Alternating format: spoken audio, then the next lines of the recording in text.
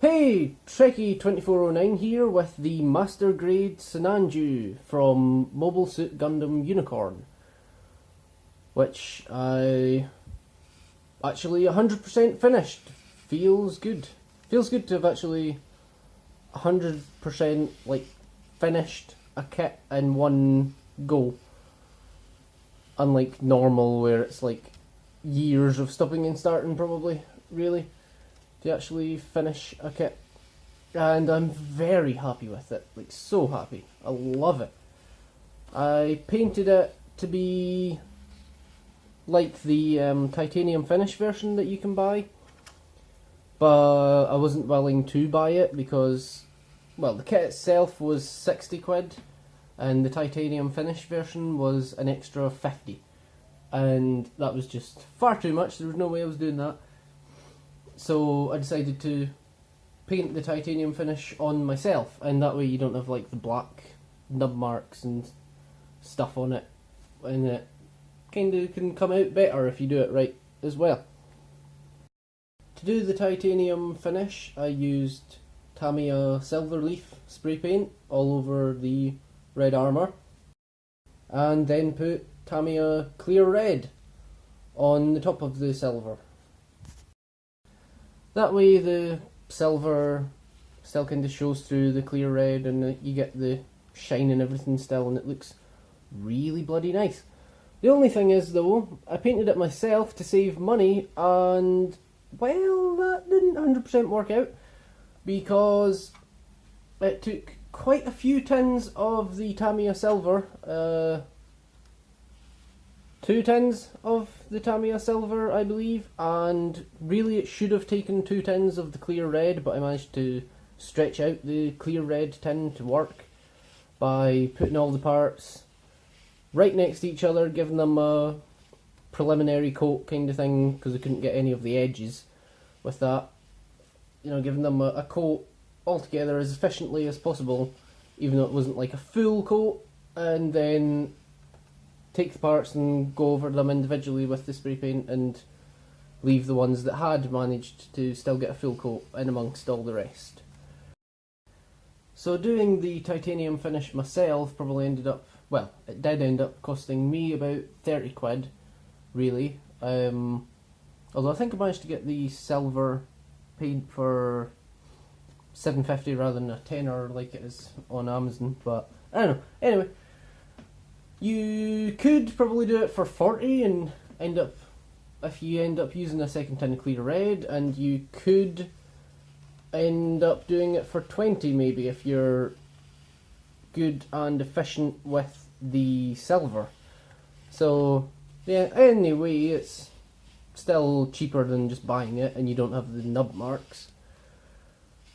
I also used just the acrylic pop paint that you get of Tamiya's clear red to touch up some places that were missing and stuff, seeing as I was not wanting to buy a second tin of the clear red. So I used the pot to do the places that aren't that visible and stuff, and don't really want to use so much money basically on using spray paint. Like the inside of the shield is brush painted with the Tamiya clear red. It's not as good as only this top bit, by the way, not that bottom bit that's spray painted. Yeah, it's not as good as the spray paint. It doesn't look as good, but it's fine. Other than that, I just did brush painting for all the little details on it and everything. I used Tamiya acrylic gold leaf, gunmetal. That's not nail polish, by the way, it's black spray paint. And chrome silver. Although I initially used flat aluminium, but I ran out of the paint and it's a very awful chalky consistency, or at least mine was. So I used that gold to paint, well, what do you know? The gold. But not all of the gold, only the kind of lining, the vents, like these, there, there as well, but it's not on camera just now, silly me. Nah, there, but not important. I spray painted just on the runner because they're separate parts and the nub marks don't show or anything, so I just sprayed them while they were on the runner extremely easily, nicely, bingo bango bongo, etc. The only exception, I suppose, bent wise, is I brush painted those little ones. And, well, the rest of the gold is pretty obvious. Oh, I also painted this little bit here, which I just wanted to show because it's pretty hard to see, but I like it. A nice little bit of detail that I wanted to bring out on the kit that, like, is hard to see, and even hard to see once painted. So that's all the gold I painted. The gunmetal is basically just all the inner frame kind of parts and the hands. For example, the elbow here, back of the legs, in there, and under the head, this kind of neck piece. And loads of other places, hell even there. Loads of other places painted gunmetal as well, but, you know, just for example. And also, while I'm here showing you this, you know, I also painted those pipes, silver, and this, like, colour piece, silver. Not that any of that piece really shows up very much, but still. So, speaking of the silver, I also painted these pipes here in the arms, this side of the elbow kind of bit, all these jet boosters that are on the kit, which are all over the place. The side of the knees, just like the elbows, and the back of the knees where there's those pipes that you can see. And these pistons on the back / inside of the arm. I painted those before I put the armour on, and I was really hoping they would show up more, but unfortunately not, only on the back of the arm when it's fully bent like that at the almost 180 degrees that it can bend. I spray painted this chin and pipe piece on the bottom of the head silver, and brush painted these little divots in the head. These little bits on the back armour skirts, just there, I painted, well, there's more thrusters, and these little rims, and quite a lot of little details and stuff on here on the side of the boosters, as well as this little line up the top, which was just like the plastic grey kind of thing. Painted silver, and some flat black here and there as well, just to make the engines look cool. And dang it, so many flaws showing up on camera that I didn't notice in person. Sheesh. I also painted this little ball joint in here. Sorry about the light, it's battery issues, it was better. Yeah, I also painted that little bit in there silver, and the surrounding ball joint gunmetal, which probably shouldn't have, really rather stiffens the joint. And also in there, silver. Again, sorry for how unvisible it is, but eh. Finally, I also painted this little piston silver. You can see it's mostly gunmetal, but, well, I suppose I'm pointing it out because you can't properly see. But this little bit, just where my nail is, I painted silver because it's like a working piston and goes in and out, or at least it was a working piston. Not really anymore because I painted it, so it's kind of stuck. You can still move it if you try very, very hard.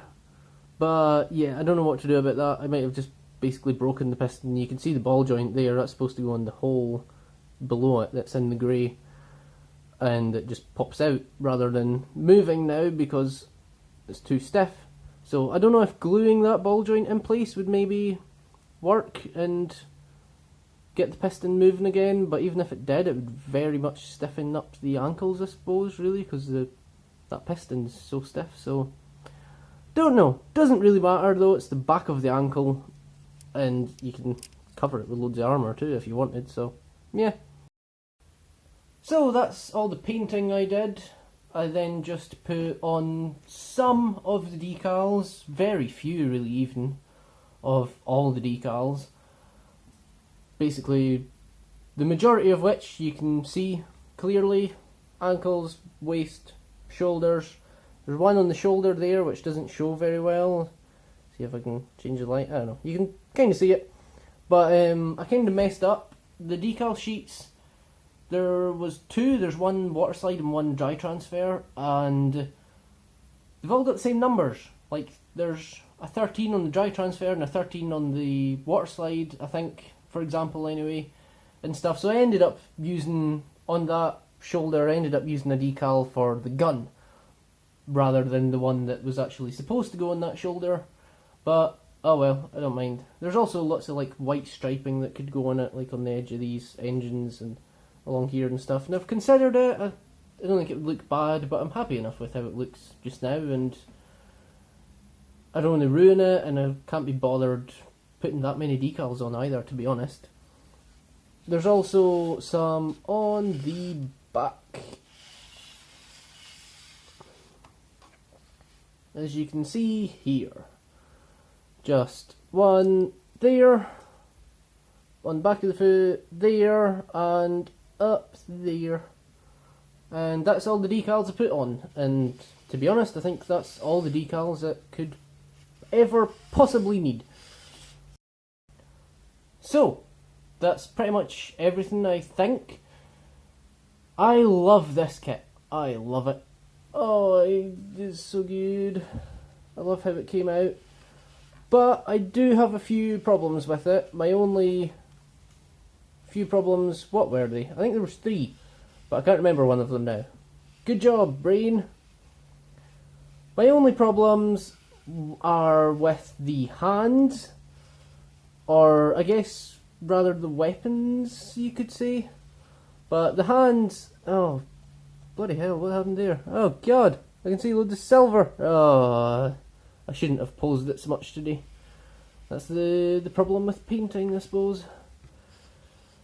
But anyway, the hands are all on ball joints, all the fingers rather, and basically completely articulated to be fully working hands, which is really cool, but also kinda sucks, because holding stuff is a bit of a pain. I guess it's not a problem with the hands per se, it's a problem with some of the weapons not having the connection, because the hands do have a peg coming out of them to connect into stuff, but so much of the time it's so useless.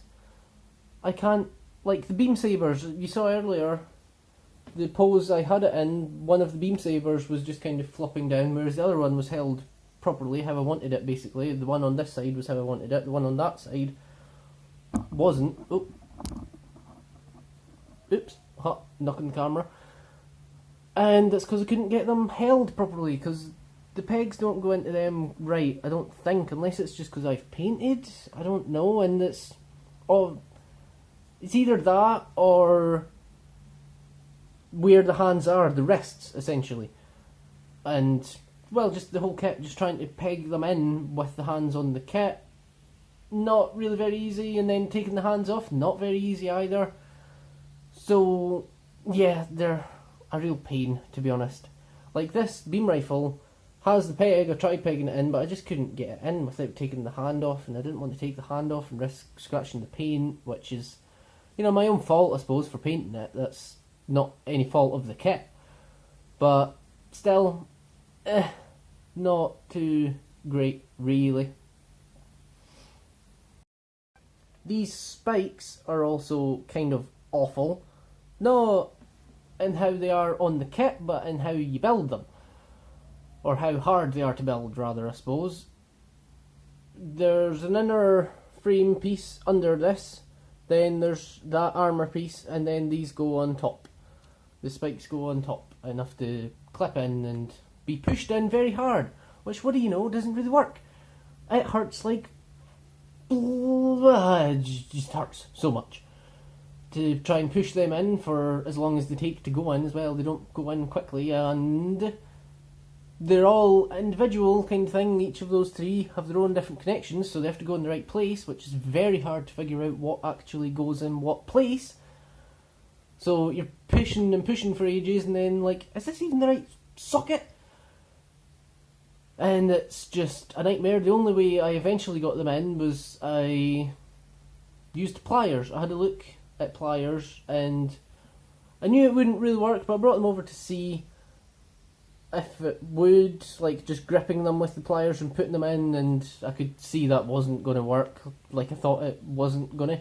But then I just closed the pliers and pressed down on the top of the spike with the closed pliers, which doesn't have to be pliers, basically anything rigid you could use to press down on it for you hard, and then that way you're not having to deal with a spike jamming into your hand to get the force you need to get them in. At least if you've painted it, it's maybe easier to do if you've not painted it. I don't know. Maybe, I don't know. And the only other thing, really, I think I am forgetting something, but it's just little. It's only tiny things, really. The only other thing is just how I've done it. Like, I'm not happy with my finish on these. That's all, really. I put some Tamiya Weathering Master suit on along the lines here to try and kind of do some shading. It was the first of me trying to use the Tamiya Weathering set, actually. And, I mean, you can clearly see I went over nub marks with it, like a numpty, so they're black, and didn't really want them that way. And also I've kind of got it hidden because I've turned it in a way so it's not very visible, but painting these on, which I did gunmetal, and then the flat black on the inside, on the like recess that's on the inside of these rectangles, I didn't do a very good job of that. I didn't get the line very straight. I went over the lines and stuff a few times and all that. That I don't mind though, that does actually still look fine, and this red line was very easy to do. It's supposed to be there, like in the middle, but there's like a seam line there, so I just did it there because it was like 3 million times easier, and there's no way I could get a straight line in between all of them, like a straight line of red, so I just did it that way because it's a lot easier. And that's basically it. It's bloody awesome, very articulated, as you'll kind of have seen with some of the poses I've put in, but I don't know, I'm probably not that good at posing it. If you want to see the full articulation, I'm not doing it with this because scratching the paint scares me too much. So just check out another video. There's loads of videos with the full articulation, and it's got loads of little features. That bazooka that it's holding, you can fold in on itself actually. This barrel folds right in, and this comes off, and the handle bends to the side and stuff, and clip it onto the back, which I should have showed you before I turned it round, but oh well. But yeah, it can clip onto the back so that it can stay on it. This, I keep knocking the camera, what a fool. This, let me rotate the model, be a lot easier. This can extend and come off, and has the missiles in it, which I still need to paint. There's nothing really to show, but you could have that separate, or that even really, since that's basically the ammo, which is fully detailed with the missiles and everything.